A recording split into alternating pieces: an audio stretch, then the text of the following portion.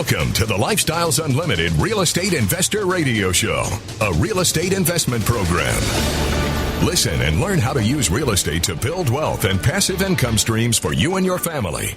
We bring you experts every day to discuss and answer your questions on everything from single-family homes all the way up to 600-plus unit apartment complexes. And now, the Lifestyles Unlimited Real Estate Investor Radio Show.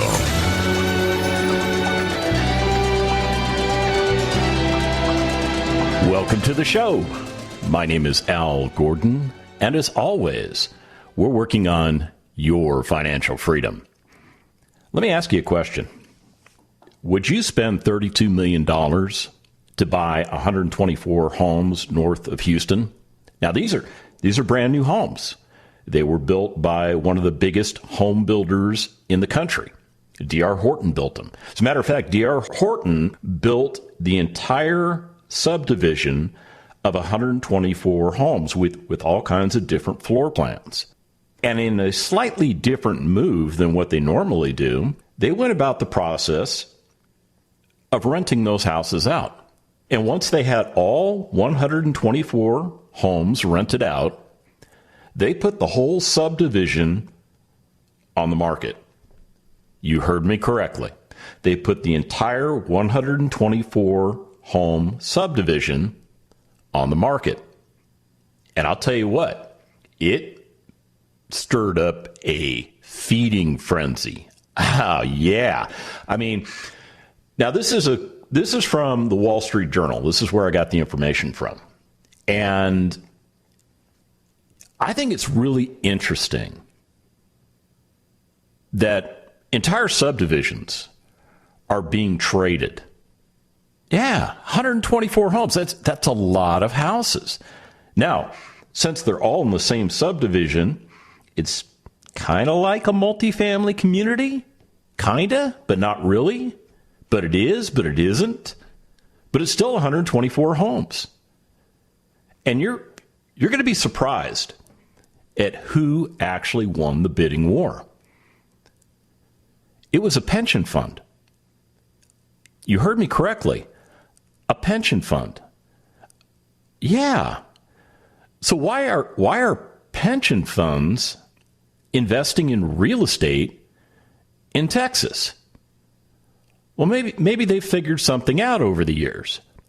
Maybe they've figured out that real estate has the ability to pay them potentially up to 5 different ways, as opposed to what they normally do, which is putting their money into stocks and bonds and all kinds of other things. See, pension funds have a very unique responsibility. They have to provide streams of income for people that receive pensions. And to do that, well, you got to be pretty good at growing your money, because you're taking an organization's money, usually the company that somebody works for, or maybe a municipality, and you have to invest it correctly. And with pension funds struggling, you heard me correctly, pension funds struggling, they have had to turn to different investment concepts in order to keep the cash flow moving. And even though the number of pensions offered in the United States has been dwindling since the 1980s when the 401k came into existence, there are still pensions out there. There are a lot of municipal governments and state governments that offer their employees pensions. And those pensions are designed to pay a certain amount of money based on your work history, the amount of money that you made while working. Maybe you paid into those pension funds. Maybe the organization that you work for paid into those pension funds. But here's the thing. The cost of everything is going up. So just because money was put into a pension fund doesn't mean that that money sitting in that pension fund is going to be enough money to pay all the people that are entitled to those pensions. So a pension fund got into a bidding war with other major investors and won. And they paid top of market. They paid $32 million for 124 homes. all contained in one subdivision. Now, D.R. Horton went on to say, man, that was kind of an interesting thing, because the chief finance guy for D.R. Horton said they didn't expect that community to sell at a 50% gross margin. They actually made more money selling the whole thing at once than they would make if they had sold it to individual home buyers or investors. Yeah, it's kind of interesting, isn't it? I don't know what you've been reading, but I've been reading all kinds of information that there's a lot of money out there. There's a lot of money out there that's competing to be invested. See, the pandemic affected our economy. It affected it in a negative way. I mean, when, we couldn't go out and go to work, and those of us that could go to work, we couldn't go to the office. We had to find alternate ways to work. There was a slowdown in our economy. Now, if you look at the stock market, you'll go, I don't know what you're talking about, man, because stocks they're doing great. And I will admit that. Stocks seem to be doing okay. And stocks always appear to be doing okay or great until they aren't. But what I'm getting at is that there's pent-up demand out there. See, when the real estate markets were affected, and I'm not talking about the residential markets, the single-family homes, the duplexes, triplexes, fourplexes, the multifamily communities. People needed a place to live. And self-storage seemed to do okay because people need to, store the stuff that they don't use. But some of those other markets, like hotels and retail, they got hit pretty hard because they rely on people coming to them. And when businesses are shuttered because we couldn't open the doors, well, there's no money flow there. So there's no reason for a big pension fund to invest into a retail center because there's no tenants to lease it. When we come back from the break, we're going to talk a little bit more about this article. Stick around.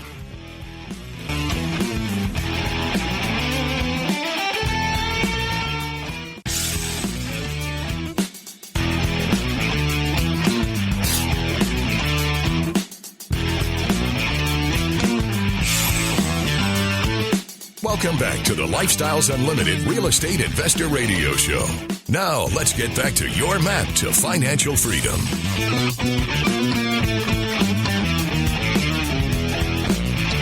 Welcome back to the show.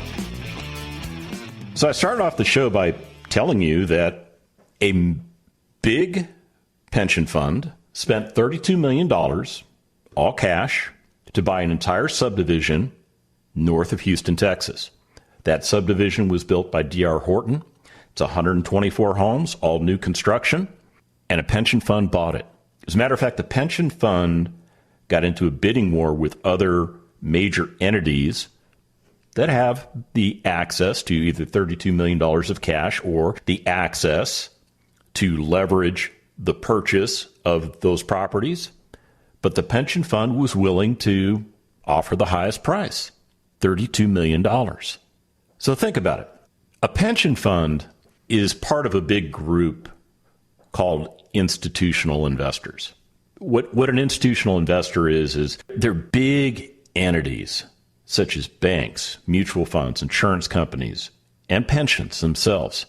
And they have a responsibility to invest all of the money that they have to grow that money. See, when you invest in the stock market, you're competing with those people. Well, I shouldn't say people because really they're big faceless entities. Okay, there's probably a face to them, but you know what I'm getting at. I mean, they're big organizations. And it's these institutional investors that create the movement in the stock market. See, whereas you and I might own, I don't know, let's say 100 shares of Google. I don't even know what that's worth today. But let's say we have 100 shares of Google and we're watching the stock price and we're considering maybe selling that stock once it hits a certain price. Maybe we've got a price in mind based on some research that we've done. And as that stock is going up and up and up, all of a sudden that stock starts to go down. And you start wondering, well, wait a minute, why is that happening? What's going on here?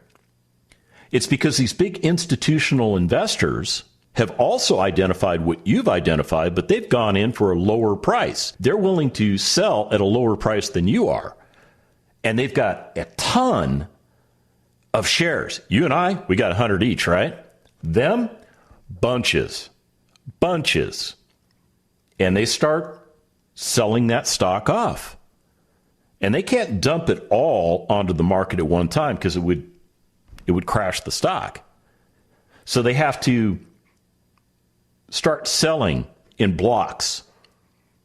And as they start to sell that stock, it starts to drive the price down, which means guys like you and I that were looking for that higher price, now we've got to retrace our steps, because now we have to think about, wait a minute, why is the price going down? What's going on wrong? I mean, we did the research. The company was fine, right? Well, we have to make a decision as to whether or not we're going to jump in and try and sell our 100 shares while they're dumping thousands of shares, and that price is kind of maybe going down a little bit, and in essence, take a lower sales price. Or we just hold on and wait, and maybe the stock price will start moving back up. And maybe another institutional investor will come in and start buying up shares. Yeah, it's crazy. And what I'm getting at is a pension fund is one of those giant institutional investors that has a lot of people working for it, doing a lot of analysis. And I think these institutional investors are starting to get smart, and they're starting to realize that real estate has a better potential to create income streams and to create wealth. I mean, let's think about it. If that pension fund buys a stock and they hold that stock and they're waiting for that stock to go up in price, and when it gets to a certain price, they're going to sell that stock. They're going to exit the market for that stock. And they're going to take a capital gain. So let's say they bought in at $10 a share and they sold at, I don't know, $14 a share. So their capital gain is $4, or about a 40% return, right? But how long did it take them to get that return? Or do they go for that $14? Maybe they go for $12. Maybe they go for $11. I don't know. I'm not an institutional investor. But let's step back a little bit and let's talk about why they would buy an entire subdivision of new houses. Number one, they're getting new product. New product that's coming with a warranty, a home builder's warranty. There's a premium you pay for that. And of course, they paid top of the market for these houses. They averaged $258,000 a house. Now, what are those houses really worth? I don't know. I didn't do the research. But suffice it to say that they paid top of the market. And they're betting on the fact that real estate will appreciate over time. And we know for a fact that real estate does appreciate over time. It has the ability to appreciate and double in value about every 20 years. Faster in some places, slower in other places. But the sweet spot's about 20 years. So maybe they're deciding, okay, let's hold these houses for 5 years. Let's say they go up in value. And then we sell those houses. Oh, the other thing that they get is the ability to depreciate those houses. And there may be something in their financial structure that allows them to take advantage of that depreciation. Now, you and I, we take advantage of that depreciation because we receive income streams in the form of rent payments. And when we take that rent payment and we pay all the associated expenses of operating that property, what's left over is our cash flow.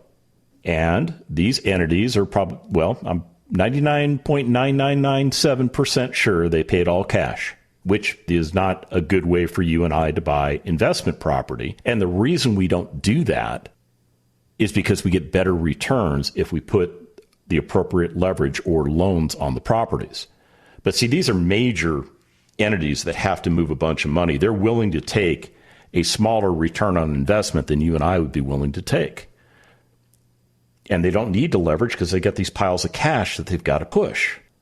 So they're probably able to take the depreciation off the rental income streams, which is reducing their overall cost, their overall tax liability. Here's the other thing. They know what I know. And when we come back from the break, I'm going to tell you what that is. Stick around.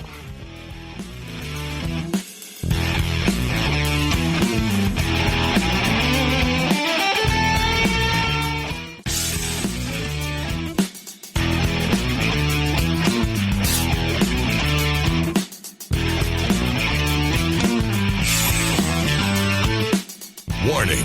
Listening to the Lifestyles Unlimited Real Estate Investor Radio Show will change your life. We will teach you how to create wealth and passive income so you can be financially free. And now, back to your host. Welcome back to the show.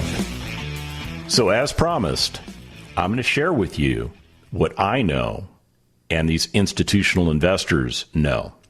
And here it is. Real estate, by far, has been the one asset class that has created the most wealth in our country. Yeah, it goes all the way back to like the 1700s. I mean, guys like Benjamin Franklin, one of the first self-made millionaires in our country, used real estate to develop that wealth. The things that guys like Ben Franklin did back in the 1700s, those techniques are still in play today. And I think what's going on with these institutional investors is that they're in a crisis. See, a pension is, well, I'll use the word promise. I think a pension is just that. It's a promise to pay you a certain amount of money based on what you did previously to earn that money. And if the entity running your pension does not have enough money to pay all the beneficiaries, that's a problem. You can find headline after headline that talks about all of these pension programs out there, and a lot of them are public, that are facing a crisis in the future.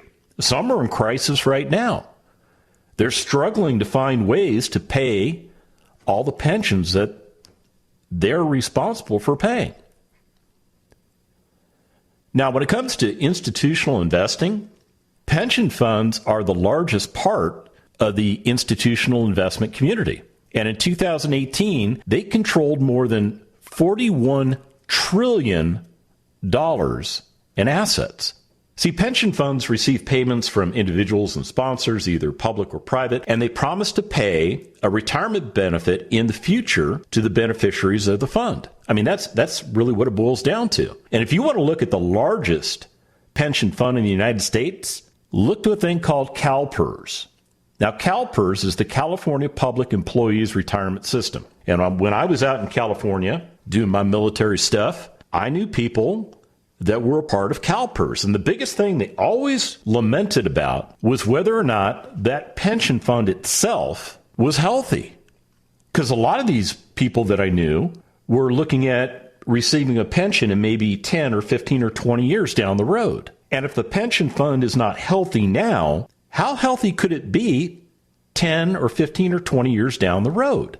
Now, CalPERS reported total assets of more than $390 billion in 2020. And although pension funds have significant risk and liquidity constraints, they're often able to allocate a small portion of their portfolios to investments which are not easily accessible to retail investors. Those are guys like you and me, such as, well, I don't even want to talk about those guys. So when you start hearing that a pension fund is buying real estate, what that tells me is maybe they're concerned about one or two things. Maybe that first concern is the people that do all their stock analysis and saying, hey, you know what? Maybe something may not be very good in the future. Something that they're seeing may indicate that the stock market may go a different direction. which reduces the value of their investments. Maybe they also realize that real estate has more stability. Because when you invest in real estate, you're investing in a long-term asset. I mean, short-term investing in real estate is really just flipping. It's going out and buying an asset that's distressed, fixing it up, putting it back on the market, and then selling it for a higher price. That's the short-term version of investing in real estate. And it comes with consequences. Because you're not eligible for capital gains taxes, you're eligible for paying taxes at whatever your established tax rate is. And the IRS says because you're doing that type of investment, they don't even consider it investment. They're calling you a dealer, a real estate dealer, kind of like somebody that sells cars, an auto dealer. And they say you're self-employed when you do that. So you get to pay both sides of Social Security and Medicare. That's what the law says. Now, long-term holds in real estate are buying real estate and holding them for a year and a day or longer. Most of the people that I know that own single-family houses that are members of Lifestyles Unlimited, they make a decision to hold a single-family property for maybe 3 years or 5 years or possibly 7 years. It's all based on a strategy they sat down and figured out based on their goals and objectives. And it also has to do with looking at the assets that they've owned and understanding how those assets are performing for them. And that has an impact on how long you hold your properties for. I mean, in the single-family space, one of the things that we do is we go in, we fix distressed properties up. And not like maybe a flipper does. See, a flipper is more concerned with doing as little as possible to make it as pretty as possible. And sometimes they may overlook some of the functional systems. Because you got to think about it. They're into that property for less than a year. They're willing to run the risk that the air conditioner might go out on them. And they're betting that it won't before they sell the property. And they're hoping that whoever buys that property either won't do an inspection because they're so focused on trying to buy something, because right now the real estate market is white hot. It's a supply and demand thing. But us, as real estate investors, we're not only going to fix up the aesthetic parts of that house, we're also going to fix up the functional components of that property or replace them if we need to. Think about it. If you're going to buy a house and your strategy based on your goals and objectives is a 5-year hold, you want to make sure you fix or repair anything that could go wrong in the next 5 years, because you don't want to be dealing with maintenance problems. And I'll tell you what, it's a recipe that works extremely well for us. And then when we decide to sell that house 5 years from now, it's up to whoever buys that property from us to do their own inspections. We're not trying to pull the wool over anybody's eyes or anything like that, but we make sure that asset is viable for us. Now, most of the people that I know at Lifestyles Unlimited that invest in multifamily communities, most of those communities are 5-year holds. Some of them are a little longer. Some of them are a little shorter. Just depends on the strategy of the investment. And in multifamily, it's a little bit different because you're not dealing with just one functional system in a house. You're dealing with a lot of different systems, so you have to have a different strategy, a different approach to it. When we come back from the break, I'm going to give you my opinion on why real estate is a good bet for pensions. Stick around.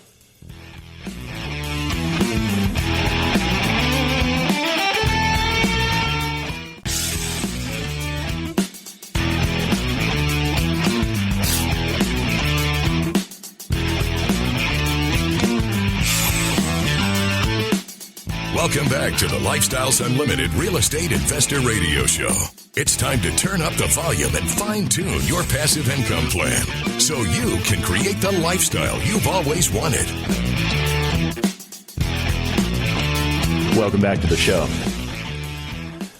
So I'm talking about pension plans and the fact that pension plans are actually buying entire subdivisions from new home builders, because I think they have maybe been listening to the show or the Del Walmsley radio show.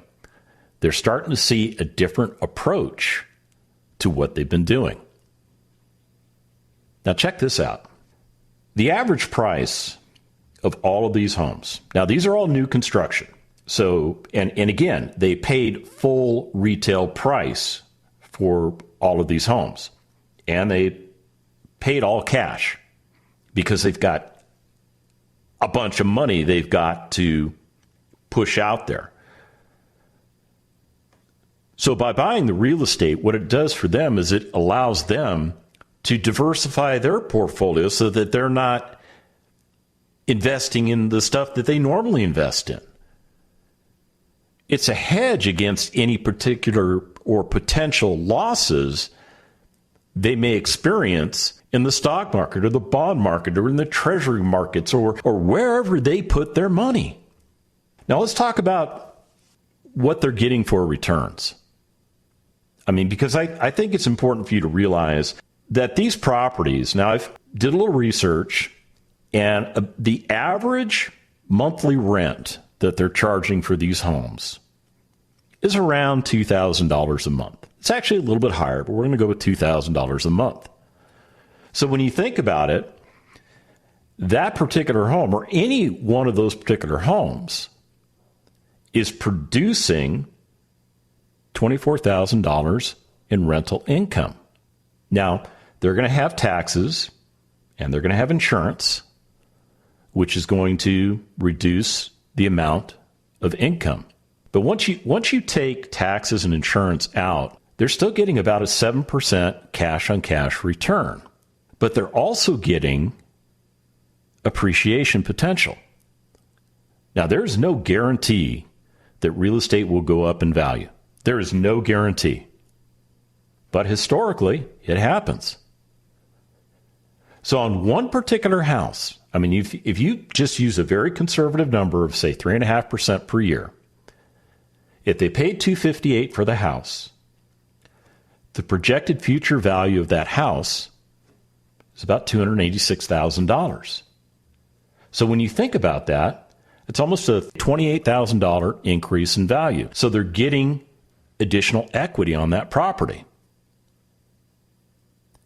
Now, when you and I go out and we buy property, I mean, we could do the same thing that they've done. We could go out and buy something that's brand new, but here's why we don't do it. We buy property at wholesale prices, because when we buy property at wholesale properties or prices and we fix them up and we put them back into service, we bring them back to their glory days, we've done something called capturing equity. That's something that pension fund didn't do, because we bought wholesale, renovated, and our total amount in is less than what that property is really worth in the marketplace. So we get additional equity. And one of the reasons we like that is it insulates us in case property values do go down. Because when we invest in real estate, we do it correctly.